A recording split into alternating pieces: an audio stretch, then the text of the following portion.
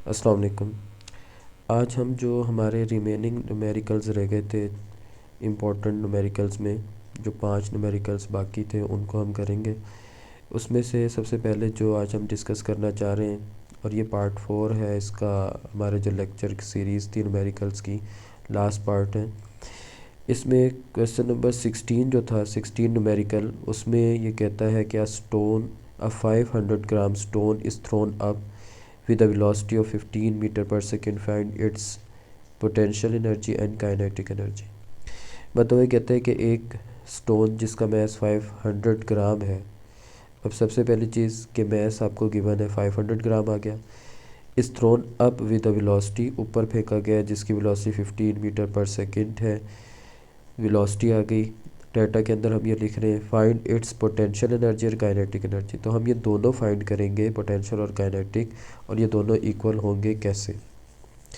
तो अगर हम इसके सोल्यूशन पे बात करें मज़ीद,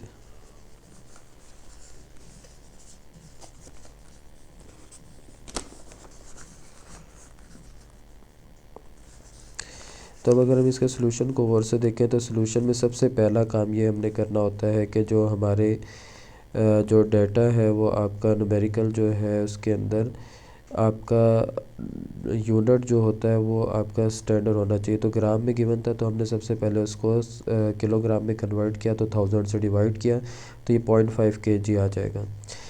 दूसरी चीज़ कि अगर हम काइनेटिक एनर्जी मालूम करें तो वो हम डायरेक्टली फाइंड आउट कर सकते हैं, क्योंकि काइनेटिक एनर्जी का फार्मूला हाफ mv² होता है। तो is equal to 1/2 as it is लिखा, और m मैस की जगह 0.5 और v वेलोसिटी की जगह 15 का स्क्वायर आ गया सेकंड स्टेप में सोल्यूशन के अंदर। फिर कैलकुलेशन की, कैलकुलेटर से आप डायरेक्ट तमाम वैल्यूज़ मल्टीप्लाई, स्क्वायर और डिवाइड करें तो 56.25 जूल काइनेटिक एनर्जी आ जाएगी। फिर मज़ीद अगर हम आगे चलें तो पोटेंशियल एनर्जी फाइंड करने का यहाँ पे कोई और तरीका नहीं है, क्योंकि पोटेंशियल एनर्जी का फार्मूला mgh होता है। मैस गिवन है, g की वैल्यू भी हो सकती है लेकिन h गिवन नहीं है, दैट्स वाई हम पोटेंशियल एनर्जी का की वैल्यू डायरेक्ट फार्मूले से फाइंड नहीं कर सकते। तो हम यहाँ पे वो लॉजिक यूज़ करते हैं कि जब भी कोई चीज़ ऊपर से नीचे की तरफ मूव करती है तो काइनेटिक एनर्जी कन्वर्ट होती है पोटेंशियल एनर्जी में। तो ये साइड पे मेंशन भी किया कि when stone hit the ground then kinetic energy converted into the potential energy. तो वो किस में कन्वर्ट हो जाती है? पोटेंशियल एनर्जी में कन्वर्ट हो जाती है। तो that's why we can say that कि potential energy is also equal to the 56.25 joule के इक्वल ही होगी, क्योंकि काइनेटिक एनर्जी जो थी वो किस में कन्वर्ट हो गई? पोटेंशियल एनर्जी में। तो यूँ हमारे दो आंसर आ गए कि पोटेंशियल एनर्जी भी 56.25 है और काइनेटिक एनर्जी भी 56.25 है। अब अगर हम देखें न्यूमेरिकल नंबर 17 है, a motor boat moves at a steady speed of 4 metre per second, water resistance acting on it is 4000 newton, calculate the power of its engine. अब इस न्यूमेरिकल के अंदर उसने दो चीज़ें गिवन है, एक तो steady speed of 4 metre per second, तो ये स्पीड या वेलोसिटी में से कह सकते हैं। फिर आगे उसने कहा water resistance acting on it is 4000 Newton है, तो ये हम फोर्स या वेट कंसीडर कर सकते हैं। रेजिस्टेंस की वजह से हम इसे फोर्स मेंशन वैसे करते हैं, फिजिकल टू 4000 न्यूटन डाटा के अंदर आ गया। फिर हम इसमें से हम प्रेशर को फाइंड आउट करना चाहते हैं, तो P is equal to question mark आ गया। फिर हम जब हम सोल्यूशन के अंदर आते हैं तो पावर फाइंड करने का फार्मूला हमारे पास होता है P is equal to W/T। But हमारे पास ना तो टाइम गिवन है और ना ही वर्क पर यूनिट टाइम, तो ना वर्क गिवन है।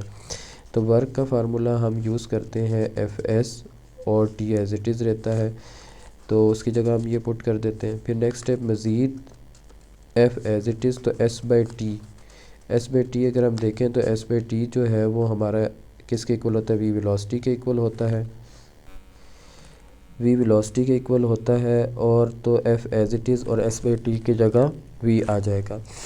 उसके बाद तो नेक्स्ट स्टेप में हम क्या करेंगे, फोर्स की वैल्यू 4000 न्यूटन और V स्पीड की वैल्यू 4 मीटर पर सेकंड पुट कर सकते हैं। तो ये न्यूमेरिकल इस लिहाज से इंपॉर्टेंट है कि जो गिवन है उसके मुताबिक पावर के अंदर वो वैल्यूज़ एडजस्ट नहीं होती, तो हम पहले उस फार्मूले को एडजस्ट करके एक शेप देते हैं वर्क पर यूनिट टाइम से, power is equal to FV force और स्पीड के हिसाब से। फिर फोर्स की वैल्यू और वेलोसिटी लिख के उन दोनों को मल्टीप्लाई करते हैं तो 16,000 वाट आ जाता है। और 16,000 वाट को अगर हम किलो वाट में लिखना चाहें तो 1000 अलग से लिख के तो 10⁻³ बनाते हैं और 10⁻³ की जगह किलो वाट लिख सकते हैं। तो ये हमारा सेकंड न्यूमेरिकल आज का न्यूमेरिकल नंबर 17 था। किलो वाट में कन्वर्ट करना ज़रूरी नहीं, आप वाट तक भी आंसर लिख सकते हैं। अब हम देखते हैं numerical number 18। 50 kg man move to 25 steps up in 20 seconds, find its power if each step is 16 centimetre high.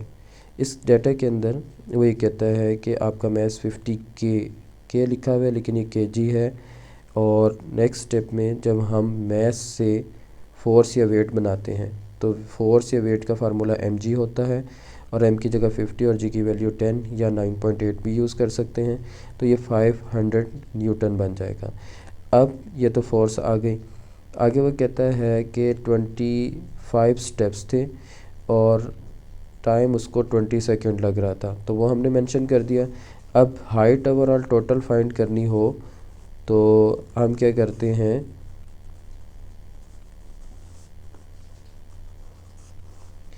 कि एक स्टेप की हाइट 16 सेंटीमीटर है, तो सेंटीमीटर से पहले मीटर में कन्वर्ट किया तो 100 से डिवाइड तो 0.16 सेंटीमीटर आ गया। फिर उसके बाद अगर हम टोटल हाइट फाइंड करना चाहें तो एक स्टेप की हाइट 0.16 सेंटीमीटर, सॉरी लिखा है यहाँ पे ये मीटर है, तो इसकी भी करेक्शन आप कर लें। तो अब ये 0.16 जो मीटर है ये एक स्टेप की हाइट है मीटर में, स्टैंडर्ड यूनिट में। तो 25 स्टेप्स हैं तो टोटल हाइट के लिए हम h is equal to total step multiply by एक स्टेप की जो हाइट थी 0.16 मीटर उसके साथ मल्टीप्लाई कर देंगे। तो ये ओवरऑल टोटल हाइट आ जाएगी 4 मीटर। उसके बाद मज़ीद ये कि अब हम अगर फार्मूले को देखें, अब अगर हम फार्मूले को देखें तो पावर फाइंड करनी है और पावर का फार्मूला वही W/T होता है। W गिवन नहीं तो W की जगह Fs आ गया, Fs/T हो गया। और फोर्स भी गिवन नहीं, फोर्स की जगह वेट है तो फोर्स की जगह W लिख दिया और W और S की जगह H हाइट लिख दी और T एज इट इज़। तो वर्क 500 है, सॉरी वेट 500 है, हाइट 4 न्यूटन है और टाइम 20 सेकेंड है। तो इन दो को मल्टीप्लाई करके 20 से डिवाइड करेंगे तो हमारा आंसर पावर का वाट में आ जाएगा, 100 वाट बन जाएगा। ये हमारा न्यूमेरिकल नंबर 18 था।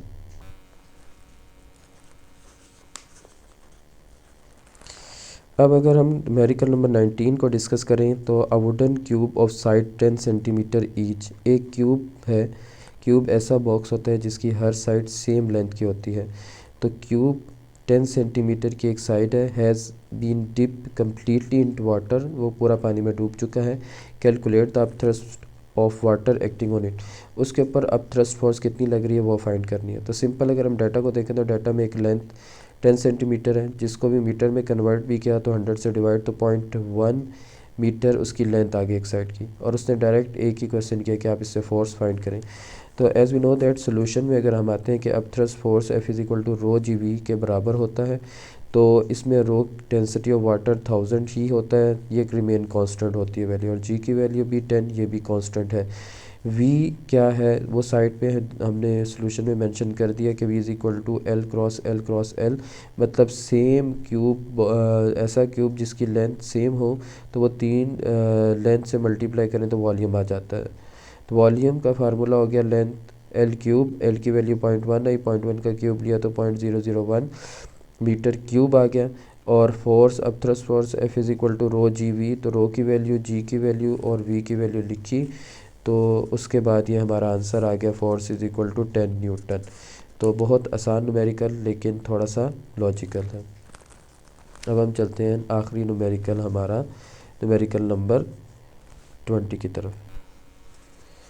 हाँ जी, लास्ट न्यूमेरिकल है 20। A uniform rectangular block of would 20 centimetre, 7.5 centimetre और 7.5 सेंटीमीटर सेंटीमीटर क्यूब कंबाइन लिख सकते हैं, या तीनों के साथ सेंटीमीटर सेंटीमीटर सेंटीमीटर लिख सकते हैं। तीन वैल्यूज़ जब भी इकट्ठी आएँ तो ये क्यूब फॉर्म में उसका यूनिट होता है और ये वॉल्यूम को रिप्रेजेंट करता है। और इससे हम एरिया भी फाइंड कर सकते हैं। अभी न्यूमेरिकल के अंदर एक क्वेश्चन में एक वैल्यू में आपको आइडिया होगा, end of mass 100 gram, sorry 1000 ग्राम में उसका मैस है, stands on the horizontal surface with its largest edge vertical. We find the pressure exerted by the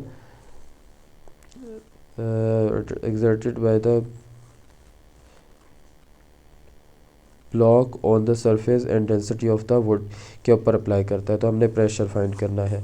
सबसे पहली चीज़, हम वॉल्यूम को अगर सेंटीमीटर क्यूब से मीटर क्यूब में कन्वर्ट करें तो तीनों वैल्यूज़ को मल्टीप्लाई करते हैं और 100 के क्यूब से डिवाइड करते हैं तो सेंटीमीटर क्यूब से मीटर क्यूब में कन्वर्ट हो जाता है। फिर उसके बाद अगर हम वॉल्यूम की बात करें तो 1.125 इंटू 10⁻³ मीटर क्यूब, ये उसका वॉल्यूम निकल आया। और उसके बाद अगर हम मैस देखें तो 1000 ग्राम है, 1000 ग्राम को 1000 से डिवाइड करें तो वो केजी में कन्वर्ट हो जाता है। तो कौन सा आंसर आ गया कि मैस कन्वर्ट हो गया 1 केजी में। उसके बाद मज़ीद अगर हम क्वेश्चन में देखें तो क्वेश्चन में उसने कहा था pressure exerted by the block on the surface and density of the wood. दो चीज़ें फाइंड करनी है, प्रेशर और डेंसिटी। तो अब हम इसके फार्मूलाज को अगर देखें सोल्यूशन के अंदर तो प्रेशर का फार्मूला होता है फोर्स पर यूनिट एरिया। अब फोर्स भी जो है वो बराबर होती है वेट के और वेट mg के। अब m मैस 1 है और g की वैल्यू 10, तो इन दोनों को मल्टीप्लाई करेंगे तो फोर्स आ जाएगी। सेम दूसरी चीज़, प्रेशर के फार्मूले में एरिया, तो एरिया भी गिवन नहीं है, लेकिन अगर आपको तीन वैल्यूज़ इकट्ठी गिवन हो, उन तीन से वॉल्यूम बनता है, लेकिन अगर हम उनमें से दो कोई भी ले लें तो एरिया बनेगा। लेकिन अगर जब वो वर्टिकल एज कहता है तो वर्टिकल एज का मतलब बड़ी साइड ऊपर की तरफ हाइट पे है और नीचे बेस और लेंथ क्या है, सेम है। तो जो बड़ी साइड होती है हम उसको फिर एरिया में यूज़ नहीं करते, लेंथ इंटू लेंथ या लेंथ इंटू वेट में यूज़ नहीं करते। तो हमने 7.5 इंटू 7.5 लिखा तो सेंटीमीटर स्क्वायर आएगा। दोनों को 1100 से के स्क्वायर से डिवाइड किया तो 5.625 इंटू 10⁻² मीटर स्क्वायर आ जाएगा। ये वैल्यूज़ उठा के हमने प्रेशर वाले फार्मूले में पुट की। Pressure is equal to force per unit area, force की वैल्यू 10 और एरिया की वैल्यू 5.625 इंटू 10⁻² है। दोनों को हम डिवाइड करें 10 और 5.625 इंटू 10⁻² को, तो आंसर आ जाएगा 17777 या 1778 भी लिख सकते हैं। तो ये न्यूटन मीटर स्क्वायर के साथ आपका आंसर आ जाएगा। सेम दूसरी चीज़ उसने डेंसिटी फाइंड करने को कहा, तो डेंसिटी का formula mass per unit volume है। मैस की वैल्यू 1 है यहाँ पे 1 kg और वॉल्यूम उसका 1.125 इंटू 10⁻³ आया है।